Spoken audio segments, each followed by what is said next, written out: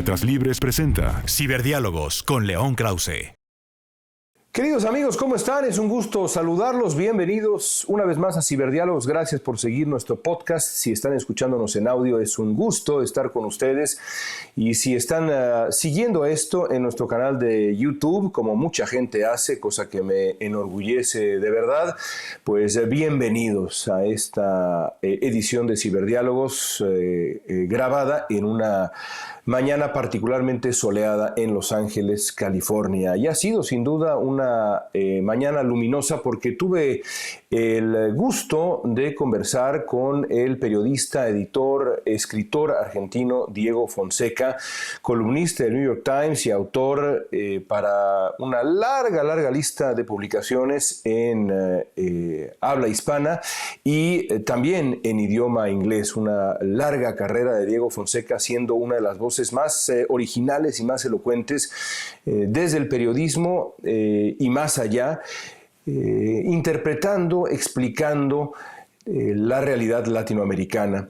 Y a últimas fechas, Diego ha publicado un libro de verdad notable, además cuya lectura se disfruta enormemente, llamado Amado Líder, un repaso, insisto, con gran brío y elocuencia de lo que ha sido la historia del populismo latinoamericano, también desde sus hombres, desde los líderes mesiánicos que han consolidado, líderes y en algunos casos mujeres también, por supuesto, este poder desde la personalidad, desde el mando mesiánico, carismático, populista.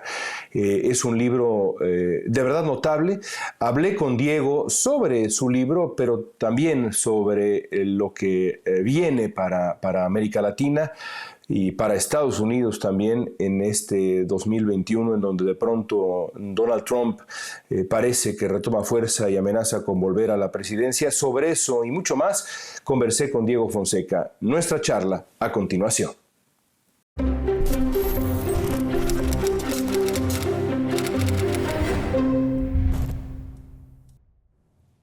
Diego, te agradezco mucho tu tiempo para platicar en Ciberdiálogos. De verdad, te felicito también por tu libro, que no puede llegar en un mejor momento y un momento más urgente en muchos sentidos. Vamos a platicar sobre ello justamente ahora. Déjame empezar así. Hace poco publicaste una columna polémica, muy leída en el New York Times, en donde decías: la izquierda latinoamericana es de derecha. Explícame a qué te referías. Bueno, en general tiene mucho que ver también con mi propia experiencia y crecimiento político, si se quiere. Cuando yo crecí, vengo de una familia de izquierda, la concepción es de que debíamos encarnar los valores universales desde la paz y el amor, si se quiere, la solidaridad, la igualdad, la equidad, etc. Y que una experiencia de izquierda tenía una experiencia en muchos sentidos liberadora, digamos, capaz de ayudar a la gente a poder tener su propio desarrollo. Y lo que noté en la experiencia de la izquierda latinoamericana, o la mal llamada izquierda latinoamericana, o la izquierda real, ni siquiera es el socialismo real, es que han tenido un apego por la obtención del poder y la permanencia en el poder que se asemejaba muchísimo a los procesos de la vieja derecha latinoamericana del principio del siglo XX, si quieres. Además de ciertas formas en las que había mecanismos de censura, mecanismos de presión de la oposición, mecanismos de exclusión de aquellos que no formasen parte de la idea del pueblo, o lo que este supuesto progresismo cree lo que es el pueblo. Y si uno lo mira desde una perspectiva en alguna medida técnico-económica, una enorme incapacidad para poder asegurar que aquellos que son los que más necesitan tengan la posibilidad de sostenerse en el mediano a largo plazo a partir de la ayuda, del ejercicio de la solidaridad por parte del Estado. Lo que se termina por generar en mecanismos clientelistas de construcción política. Tu diagnóstico en esta columna es lapidario, parecido a lo que te escucho ahora. Déjame citarte. Dices: salvo excepciones, la izquierda latinoamericana no ha sido democrática, sino autoritaria. La amplia mayoría de la izquierda jamás se preparó para gobernar, apenas para llegar al poder. Esto último me pareció fascinante, la idea de la búsqueda del poder, la consolidación del poder, pero no el ejercicio del gobierno. Hay algo que a mí siempre me llamó mucho la atención y fue con el chavismo. El chavismo siempre se jactó de ser un gobierno extremadamente democrático porque, y este era el punto, igualaba democracia al ejercicio de referendos y plebiscitos. Entonces, Chávez ganó sistemáticamente referendos y plebiscitos. Pero lo que hacía el progresismo, ese mal progresismo, es igualar democracia a democracia electoral. Entonces, yo gano elecciones, por ende soy un demócrata. Luego, el ejercicio, lo democrático, que es cómo yo construyo en términos de inclusión, cómo yo construyo en términos de desarrollo de mediano a largo plazo, en eso no estaba en toda la izquierda, no está en la izquierda latinoamericana. Son muy pocos los ejemplos en los que ha habido, si se quiere mirarlo en términos de, bueno, igualemos inclusión a inclusión económica, ¿no? Porque no existen... Los derechos son vanos si yo no puedo ejecutarlos y prácticamente no tengo. Entonces es vano decir que somos todos iguales en términos de acceso a la economía cuando en realidad algunos lo son y otros no lo son. Claro.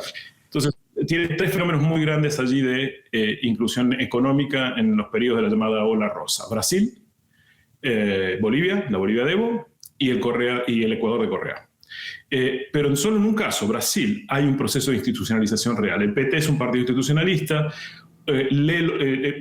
Lula no abusa del ejercicio del poder en términos de inclusión. Brasil es el único que consigue, y todavía dentro de todo, a pesar de la crisis, mantener a una buena proporción de los pobres que incorpora a la clase media o las clases medias bajas. Y en el caso de Bolivia y de Ecuador suceden dos fenómenos similares. Hay una enorme inclusión por parte de aquellos sectores más marginados, pero en determinado momento sus líderes políticos creen que incorporar una enorme masa de personas que han sido marginadas sistemáticamente les da el derecho de la permanencia cuasi automática en el poder.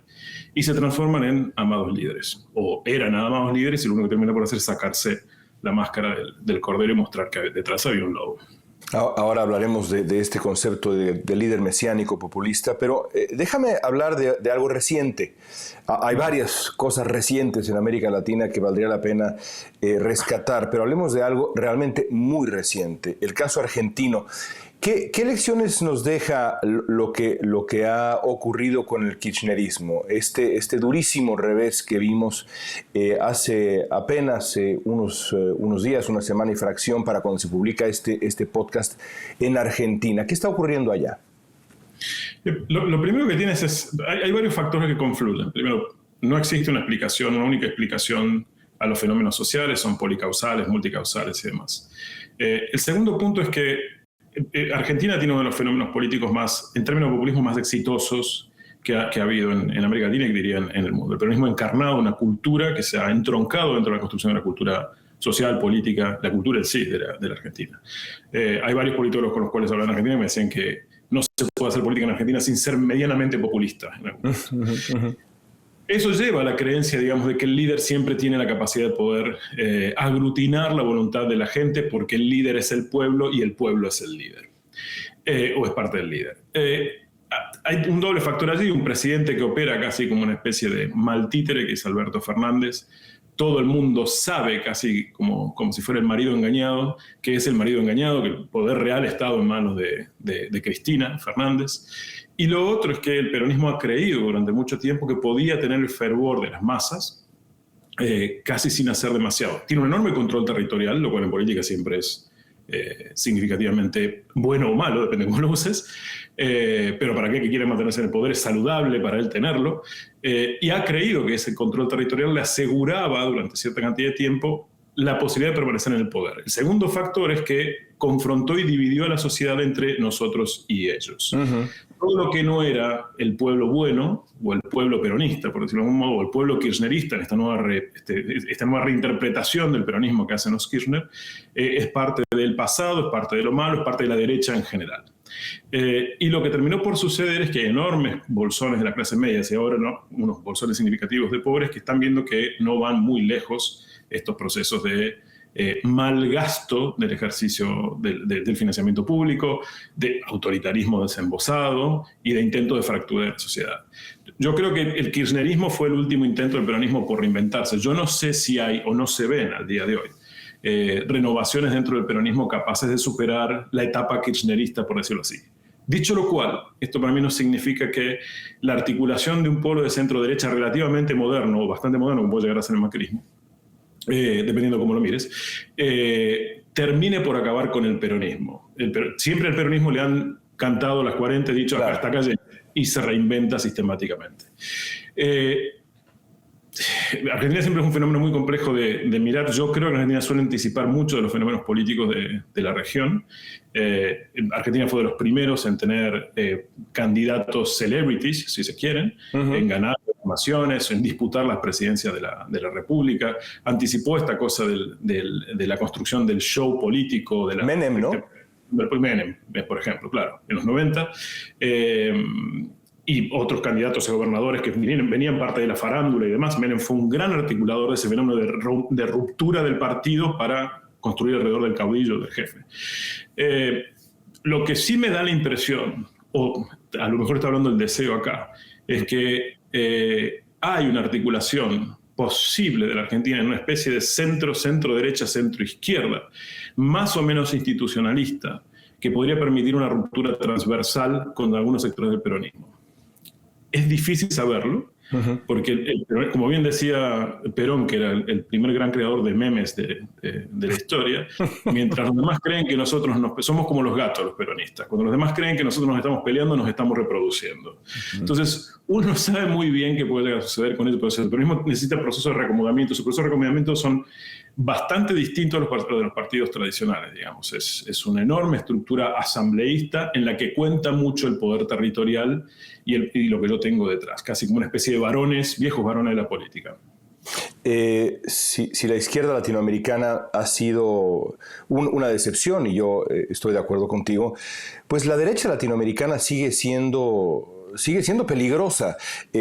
Ahí está Bolsonaro, en fin, es evidente lo que es Bolsonaro, pero hay algunas figuras que quizá no son tan conocidas y que de pronto comienzan a levantar la mano, que a mí me parecen pues francamente preocupantes, por no decir otros adjetivos. Hace unos días en Chile, por ejemplo, el candidato de la extrema derecha, José Antonio Kast, defendió públicamente el pinochetismo y en el momento en que grabamos tú y yo este podcast, esta conversación, va adelante en algunas encuestas, primero, segundo lugar. ¿Qué te dice de la derecha latinoamericana que tengamos figuras como Kast, que a pesar de la evidente historia chilena, hoy se presenta diciendo, no, bueno, momento, ¿no? El pinochetismo tenía virtudes?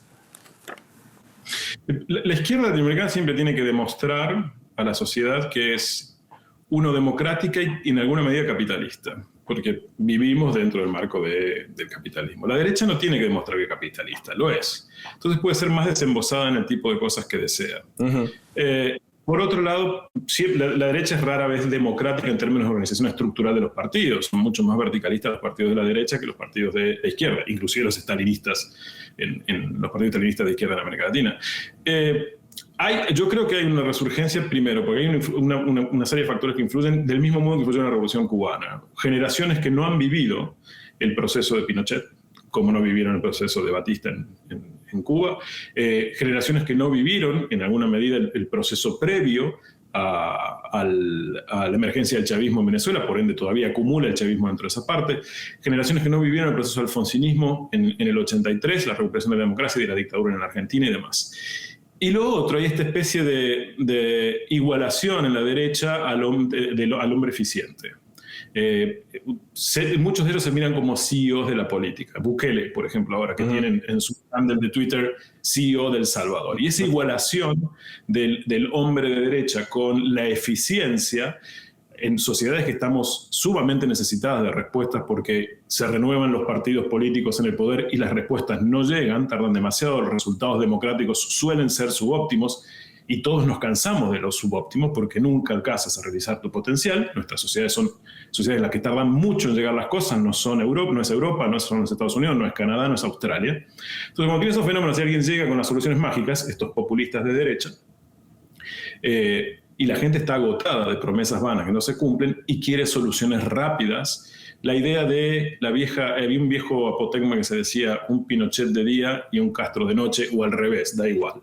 La idea del hombre fuerte, capaz de resolver las cosas muy rápidamente, porque todos estos políticos que están encerrados, y esta es la mirada desde fuera, encerrados en el Congreso, gastando tiempo en palabras, sin resolver, nos dejan a nosotros en la calle, mientras lo que necesitamos son respuestas inmediatas.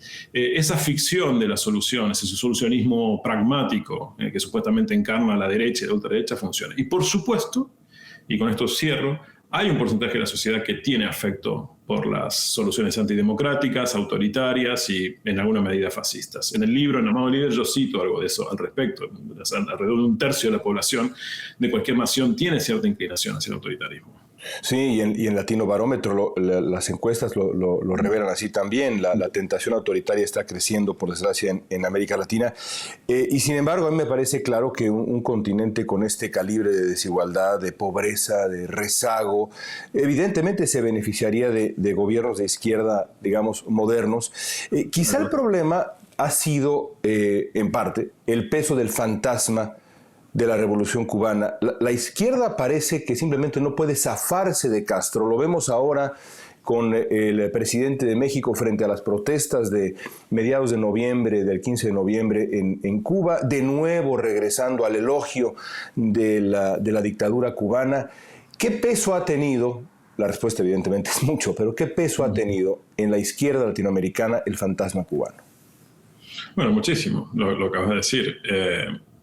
Por un lado, digamos, la estructuración de la única experiencia política duradera, si se quiere, por parte de la izquierda en América Latina, tropicalizada, en el sentido de que no era un copia y pega, un cut and paste, digamos, de la experiencia soviética.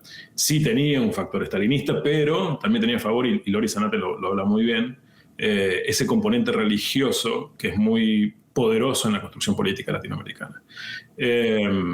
No es el materialismo dialéctico, el materialismo histórico, absolutamente cientificista de Marx, es en sí una reconstrucción a partir de los aprendizajes jesuitas de Fidel, la construcción del caudillo, que es algo que es inherente a la construcción política, a la evolución política de América Latina, el hombre fuerte como figura salvadora, mesiánica y demás. Y en la izquierda eso funcionó porque durante buena parte del tiempo la izquierda de los 70 es una izquierda todavía influida por si se quiere, los influjos del estalinismo soviético, los aprendizajes de nuestra izquierda, ¿no? Piensa solamente en la edad que tienen nuestros dirigentes latinoamericanos en general, que ocupan las presidencias y demás. Hay pocos que son jóvenes, claro. La mayoría está por encima de los 60 años. El momentum político en el que ellos crecieron, los 50, los 60, los 70, incide en el momento en que ellos terminan por acercarse al poder, en la construcción de la cosmovisión que ellos tienen.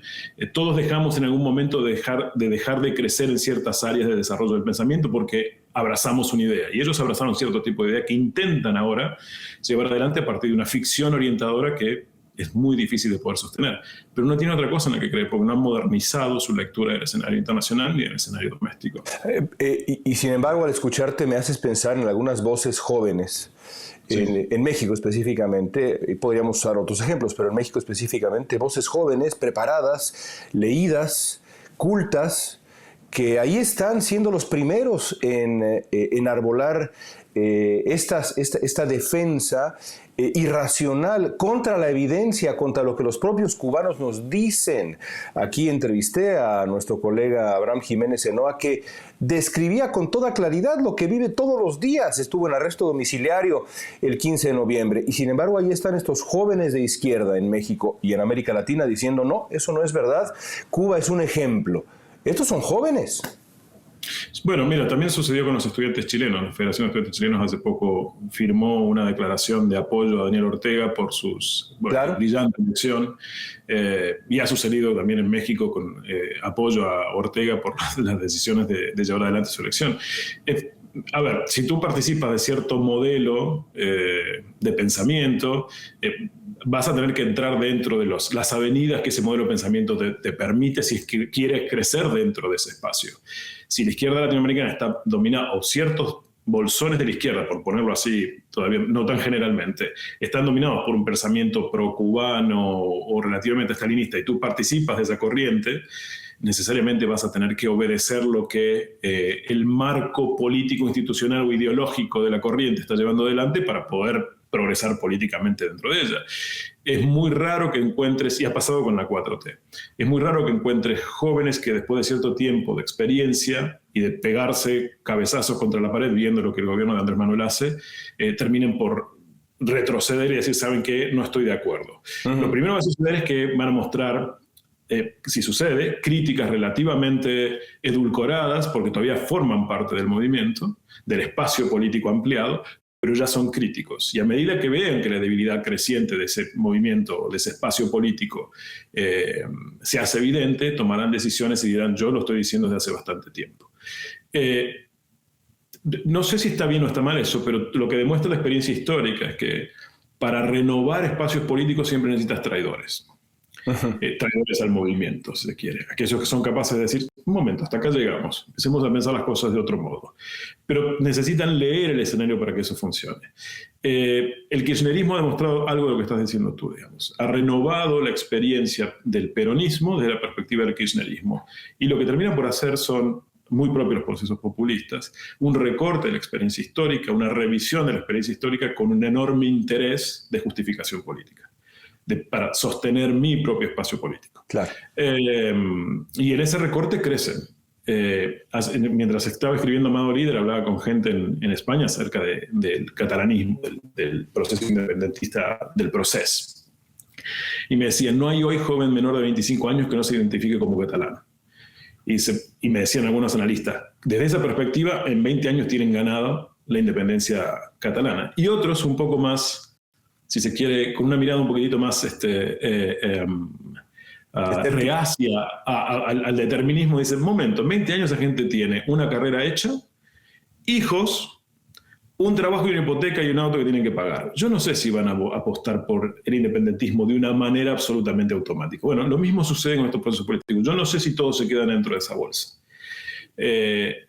Uno confía, porque también pasó con la derecha argentina, por ejemplo, de que haya una renovación del neoliberalismo rácano y jodido del menemismo a esta especie de lectura mucho más, cuidado con el término, voy a decir, socialdemócrata, que pueden tener sectores dentro del macrismo. Pero si no pudiéramos creer que las cosas cambian, bueno, hagamos una cosa, cerremos, comprémonos una 45 y acabemos con este asunto, ¿no? Y estoy de acuerdo, y sin embargo en esta idea de evolución o posible evolución de nuestras ideas políticas, de pronto en América Latina vivimos, iba a plantearlo en términos nietzscheanos, pero vamos a ser un poquito menos pedantes y decir, vivimos en el día de la marmota, pues, en cuanto al atractivo del líder populista, que este es el corazón de tu libro en muchos sentidos. ¿Cómo explicas, es una pregunta compleja, pero cómo explicas el atractivo específico del líder mesiánico populista con los votantes latinoamericanos? Regresa una y otra vez. Inclusive en los partidos más institucionalistas siempre hay un líder detrás del cual todos se encolumnan. Perón lo decía, uno gobierna, los otros acompañan, ¿no? Una vez que está decidido el proceso político. Y eso sucede en casi todos los países. Hay verticalismo a la hora de definirlo. Aquellos que tienen una cultura política más trabajada, como es el peronismo, saben que tienen que columnarse mientras el jefe tenga la capacidad de poder, como si fuera el lobo de la manada, morder porque tiene control territorial y control político. Hay una crisis evidente de representatividad de los partidos políticos, que no es nueva, lleva 50 años, 40 años fácilmente en proceso en la región y en el mundo. Y a esa crisis de representatividad de los partidos, en los que la gente siente que por más que puede llegar a votar un candidato, ese candidato una vez expresa de factores de poder, aquello que promete no se cumple, necesita encontrar una salida. Ahí es cuando las redes sociales se han transformado en esta especie de proceso de no representación, sino de presentación. Claro.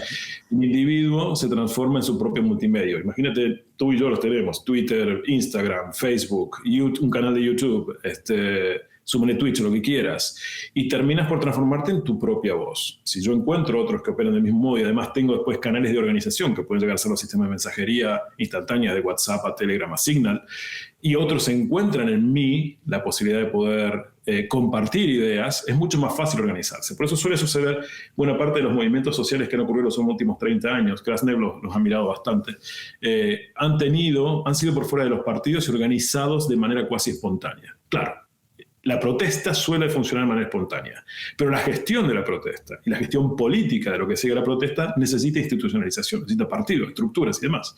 Ahí es cuando choca este proceso de la salida de la gente de los partidos a ese mar de movilización permanente, al que se vayan todos, al esto tiene que acabarse, a la indignación permanente, ese nihilismo casi interminable, y la necesidad para ver cómo haces para acotar este espacio y lo vuelves a meter dentro de lo político, de lo gestionable.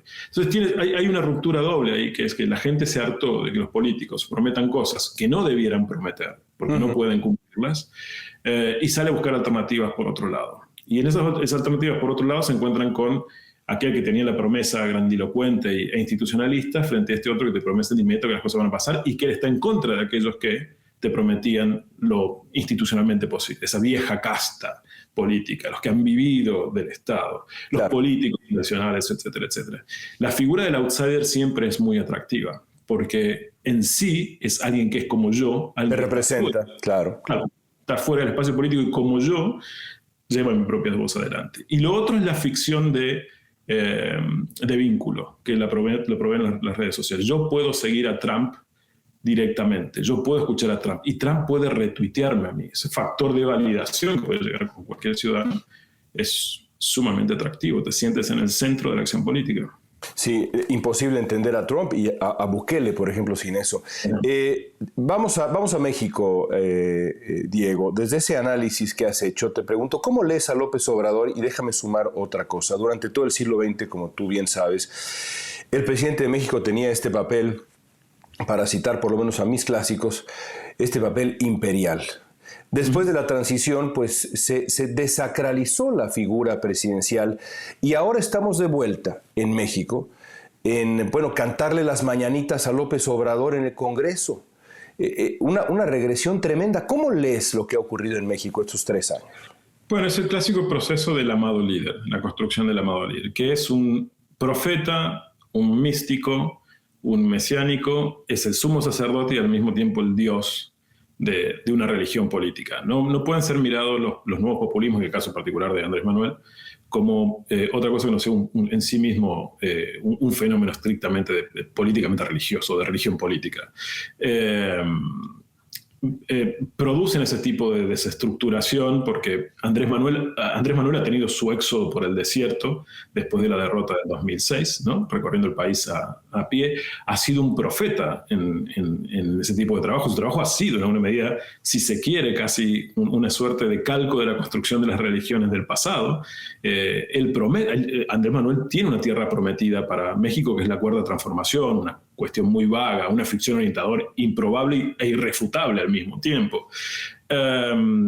Y entronca muchísimo con la necesidad de la gente de sentirse contenida. Habla un discurso llano, muy fácil de comprender para la mayor parte de las personas. No quiero entrar en una disquisición acerca de la construcción del discurso nazi, pero ni compararlo a Andrés Manuel con Hitler, pero la construcción básica de todo proceso de propaganda es: lo decía Hitler, ¿no? Haz el discurso lo más simple posible para que aquel que sea el más tonto del pueblo pueda llegar a comprenderte.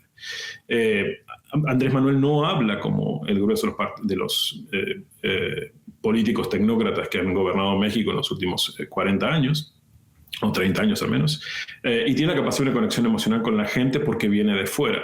Y le creen porque no es tan blanco como todos los demás, su color lo iguala con el conjunto de la gente, lo siente en parte de sí mismo.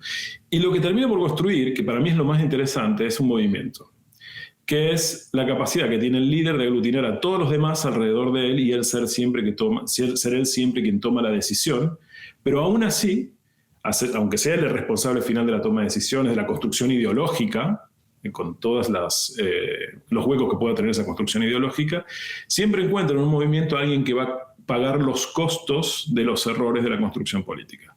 Entonces, los fusibles que suelen tener los movimientos, y en eso es muy inteligente, eso es básico del peronismo, si se quiere. Los fusibles de los movimientos permiten que un líder permanezca en el poder casi intocado, mientras los demás son los que terminan por pagar los costos porque no han estado a la altura de lo que el líder demanda. No han estado a la altura de la honestidad que Andrés Manuel demanda.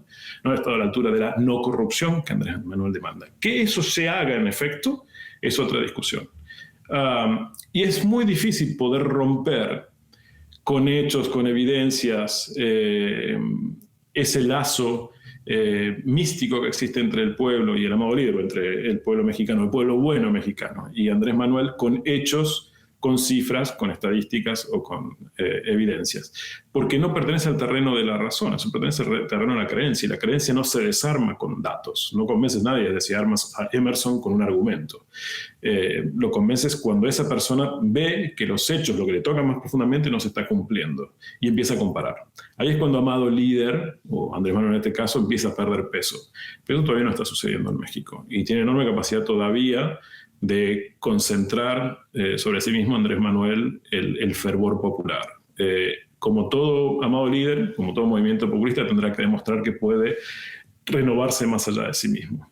El López Obradorismo, como lo lees hasta hoy, encaja los dos tenemos libreros atrás de nosotros en esta conversación. Para quien nos esté siguiendo en podcast, nada más vía audio, estamos hablando frente a nuestros respectivos libreros.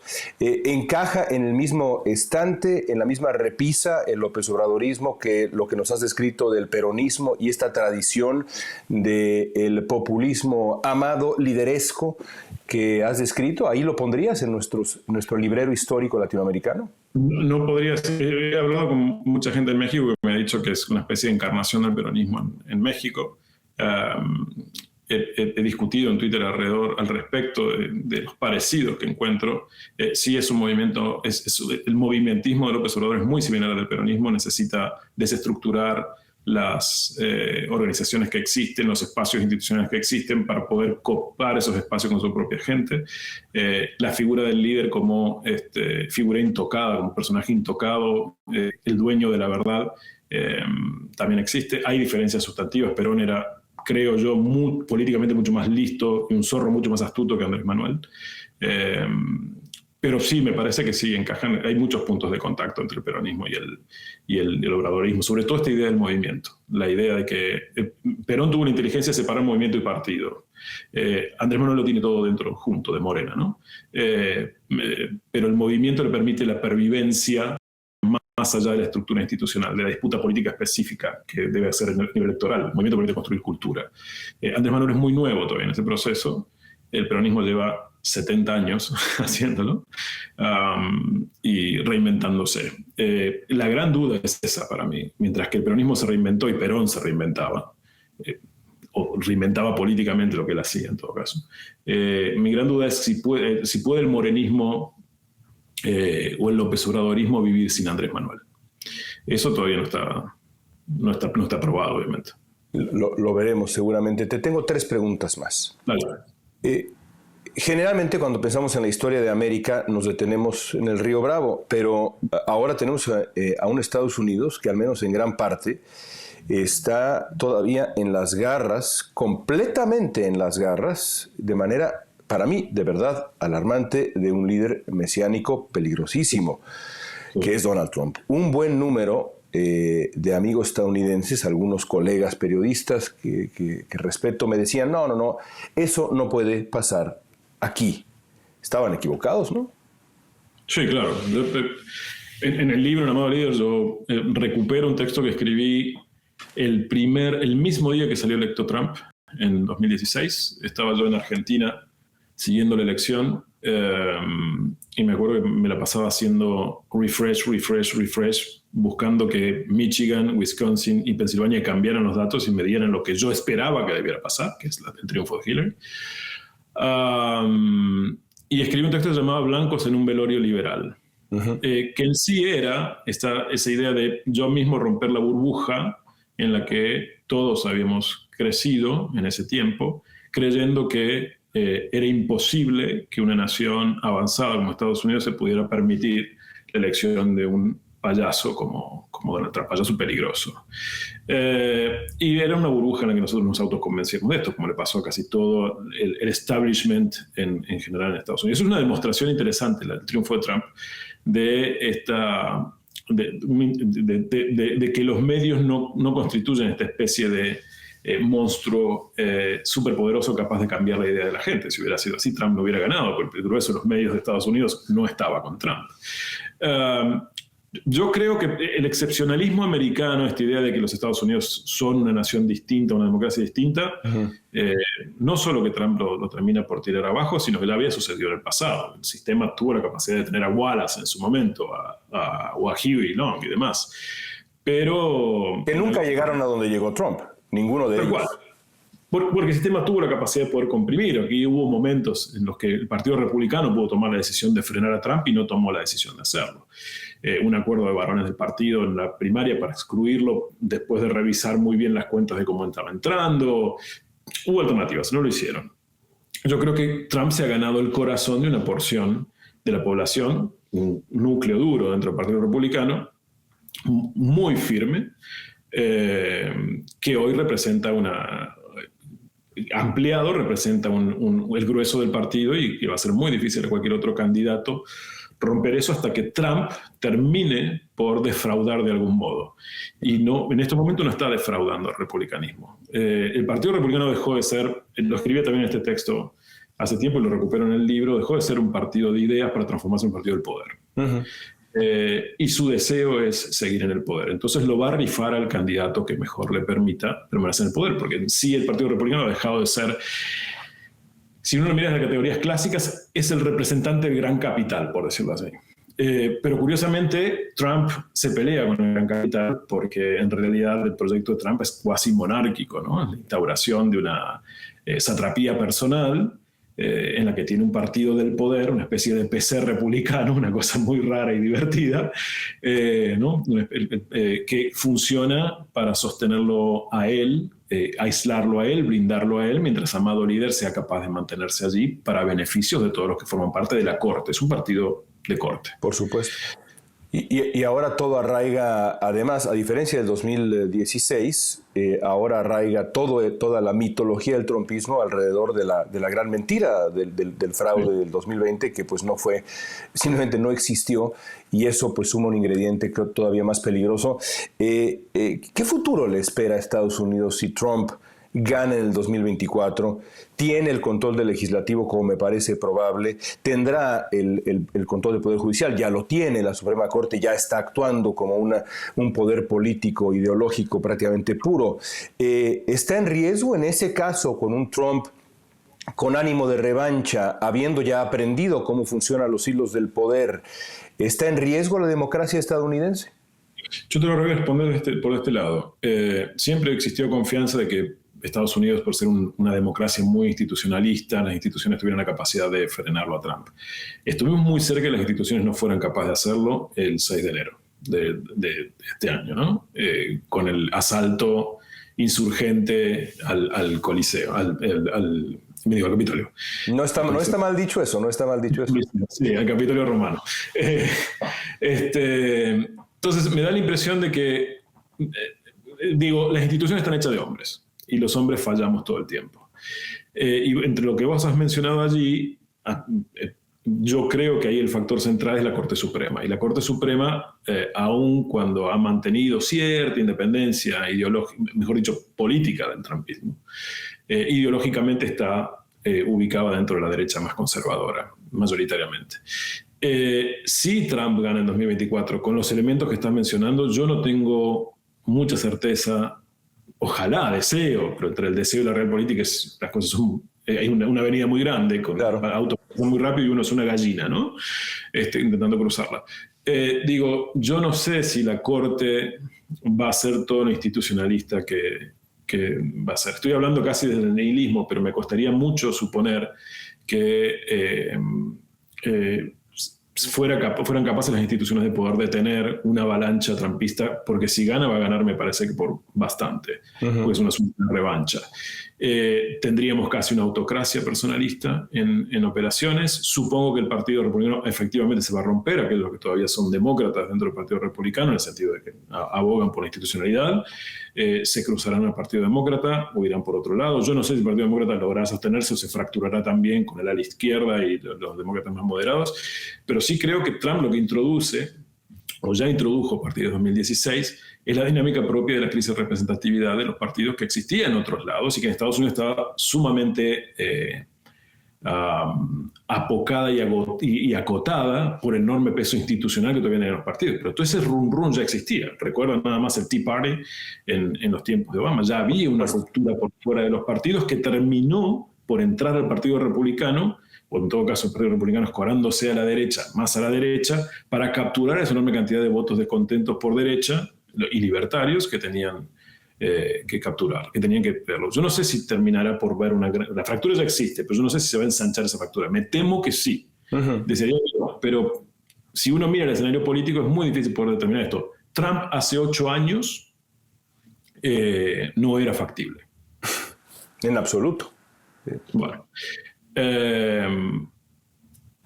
yo creí en un momento en el proceso de la elección que Biden, si ganaba, iba a ganar por más puntos. No fue así. Fue arañando las paredes. La diferencia es relativamente exigua para el gobierno de 4 años de Trump que hemos tenido, con el manejo de la pandemia que hubo, los problemas económicos que ha tenido el país, con el nivel de envilecimiento de la convivencia pública. Aún así, Trump estuvo al borde del 50%. Pues es que el atractivo, como tú describes con tantísima elocuencia, el atractivo de ese líder mesiánico, que es algo que Estados Unidos simplemente no había visto antes, de ese calibre, con ese poder, con esa construcción de una figura previa, pues es enorme. Y de verdad que a mí, yo siempre recuerdo a mis colegas, alguna vez propuse un texto en el 2015, 2016, diciendo, quiero explicar por qué Trump es un caudillo latinoamericano, y mi editor en aquel momento me dijo, eso es una locura, es una exageración, es que no están preparados, no tienen idea de lo que es eso. Yo creo que lo hemos visto ahora. Déjame concluir así. Decías en una entrevista reciente, muy buena entrevista, que es imposible explicar el surgimiento y entender el surgimiento de estos líderes populistas sin decir y entender que todo lo anterior, en cierto sentido, fracasó. Yo creo que tienes toda la razón en el caso de El Salvador, Perú, Venezuela, en parte México. En el caso de Estados Unidos no estoy tan seguro, porque creo que ahí pues hay angustias socioculturales que animan este etnonacionalismo trumpista, pero en cualquier caso quiero concluir así. Si el populismo es producto del fracaso o los fracasos descontentos de la democracia, ¿qué le sigue entonces al populismo? ¿Cuál será el resultado del fracaso del populismo, Diego? Bueno, yo esperaría que fuera la comprensión de la sociedad civil, esta cosa amorfa de la que todos formamos parte, de que no hay modo de rescatar la democracia si no es participando nosotros dentro de la democracia.